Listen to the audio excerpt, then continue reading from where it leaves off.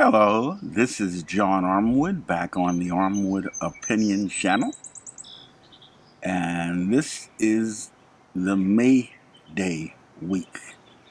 It's Saturday of the first week of May, and we think about May Day, May 1st, as being the International Workers' Holiday, though we don't celebrate it in the United States to a large extent because of the history that Americans want to forget. And particularly May 4th of 1886 in Chicago, the Haymarket affair, sometimes called the Haymarket Riot, where a bomb went off at a demonstration where workers at the Haymarket were protesting for the 8-hour work day. That's something that we take for granted today, the 8-hour work day. And a bomb went off, and then the police shot and killed 8 people. We don't know who planted the bomb.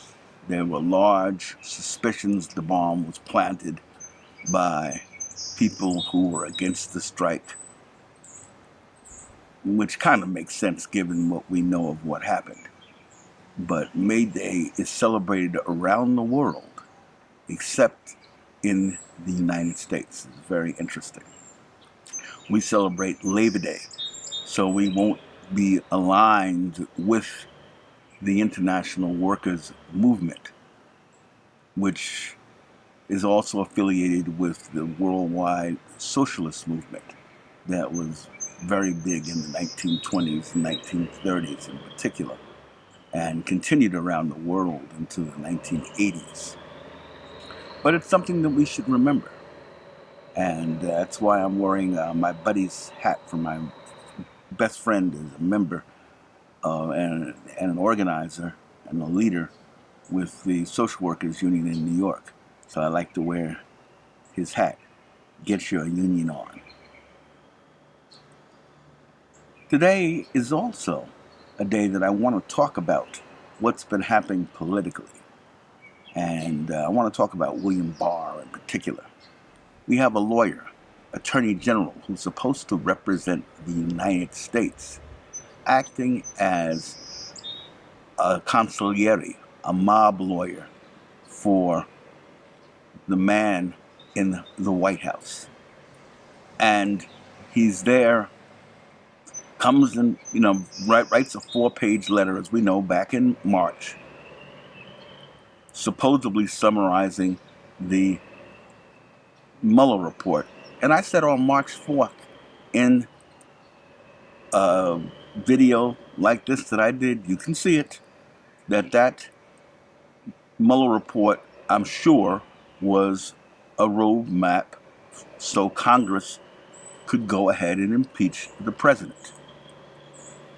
Now everyone, once the redacted report was released, everyone agrees that the report outlined 10 counts of obstruction of justice, and in fact, that's what Mueller was doing. It's come out in the past week or so that Mueller was angry at what Barr wrote because he lied in his summary, said the opposite of what Barr said the opposite of what Mueller had said about obstruction, that there was no obstruction, and he concluded that, saying that Mueller didn't find any evidence of obstruction. The evidence of obstruction was overwhelming. The evidence of working in concert with the Russians was overwhelming, but it wasn't enough to conspire. And he left it to Congress. That was the bottom line. He left it up to Congress.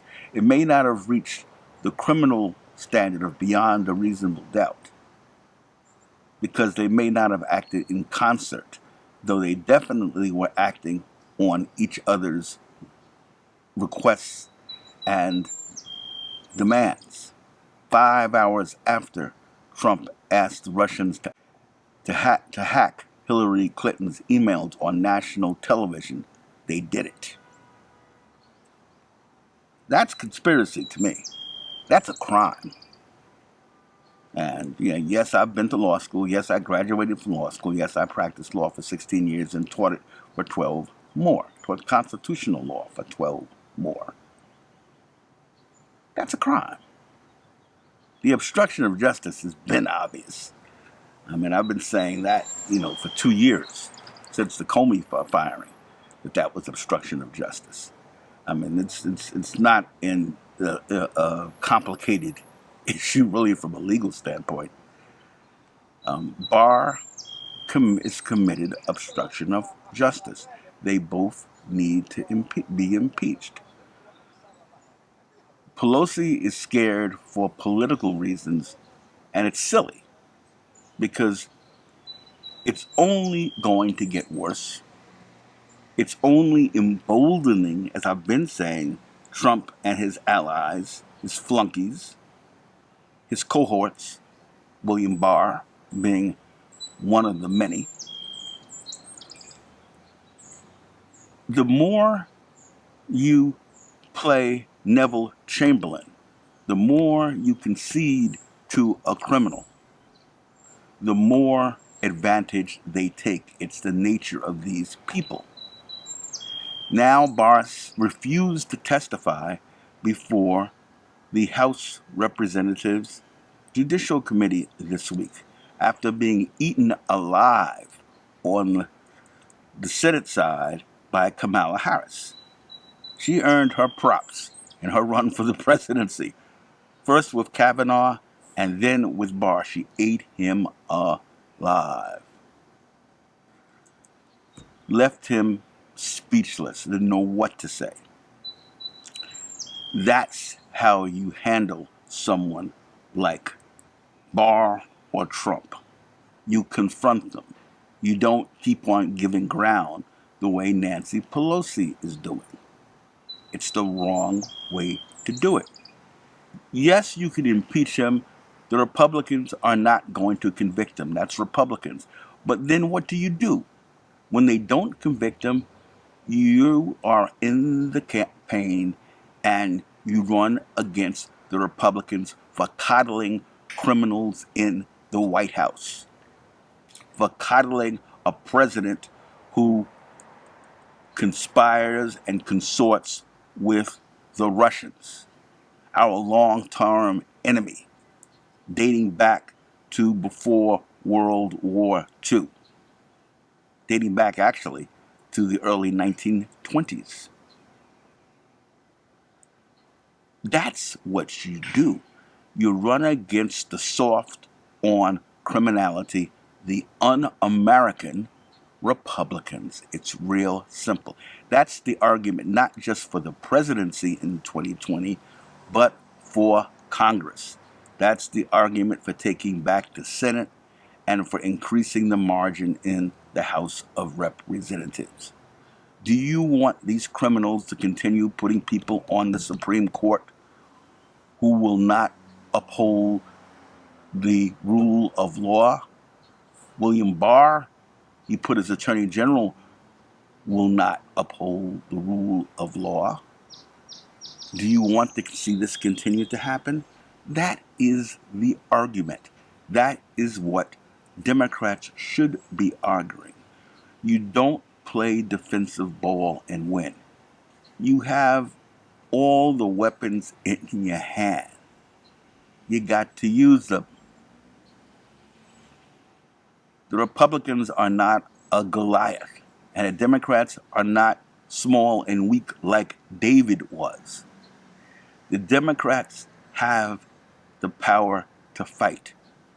We need more leaders like Kamala Harris, Ilhan Omar, Alexandria Ocasio-Cortez. This is the kind of leadership we need. Yeah, Elon gave an incredible speech today. Democracy Now! Put it online. You got to see it.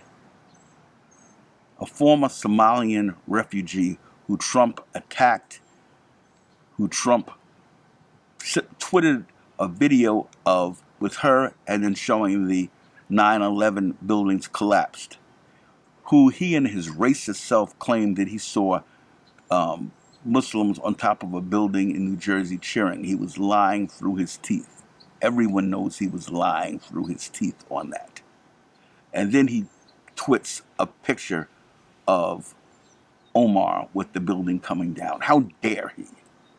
How dare this man that occupies the Oval Office in Washington, there with the aid and abetment of the Russians. This is the child of the former Soviet Union, our nuclear adversary, and Trump was put in office by them. We may have won the Cold War, but we sure are losing right now the post-Cold War, because we have a Manchurian president, Donald Trump. We must impeach him. We also must impeach Barr for lying to Congress, and we must hold him in contempt. That's it. We, as constituents, must contact our members of Congress and demand it. We must contact our senators to support it. We must demand impeachment. We must flood Nancy Pelosi's office with phone calls and emails demanding that she move forward, because she's a coward. Plain and simple, she's a coward. She's running scared. We must make them move if they want our votes in 2020. And they can win it all in 2020 if they get smart and stop running scared. I'm going to leave it at that. I've been saying the same thing over and over and over again. Some of you may be tired of hearing it, but I'm going to continue saying it until these people wake up. And we, the base of the Democratic Party, the most consistent voters of the Democratic Party, must demand that they listen to us.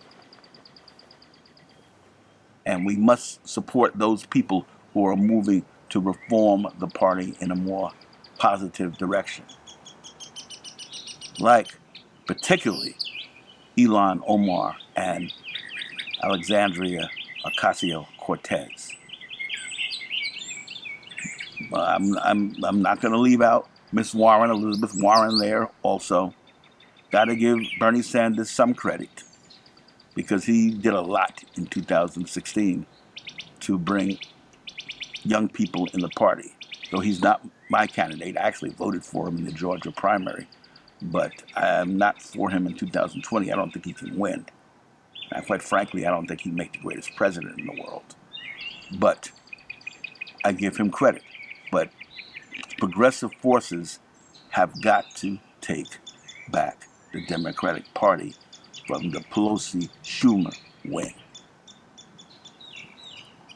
And on that note, hit the like button, smash the like button, as Sean Connolly always says on YouTube. And subscribe to this channel if you want more progressive political commentary. And I'll see you in the next video.